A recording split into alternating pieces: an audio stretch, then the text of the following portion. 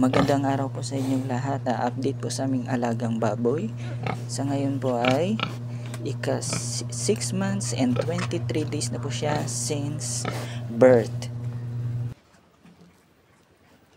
Sa oras na yan ay kakatapos lang niya maligo.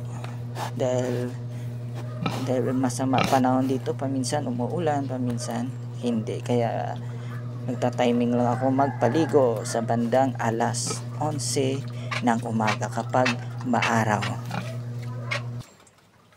Halimbawa umaraw siya, halimbawa alas 8 hanggang alas 2 ng hapon, tapos bandang hapon ng alas 4 ay pinapaliguan uli yan. Bali 2 beses pinapaliguan ang aming dumalaga.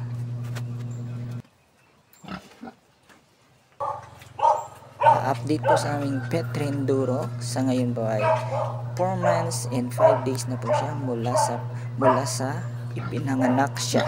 Since birth po yan. Bali grower pa rin itong pinapakain. Siguro pag 5 months old na siya, tsaka namin siya papakainin ng gestation. Dahil ito ay ikalawang gagawing inahin.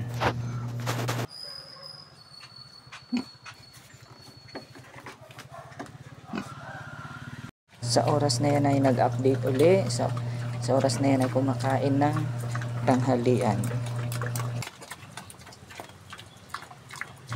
Estimated po ang kanyang timbang. Estimated lang po ito, 115 to 117 kilos.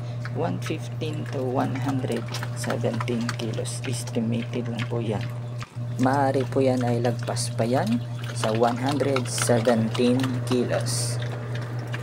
Bali, babarakuha namin ito kapag lagpas na siya ng 7 months old. Depende po kung kailan siya lalandi. Doon lang po siya babarakuhan. Hindi na siya patagalin kung ilang buwan pa dahil may edad na rin to. Dahil 7 months old ang habol namin.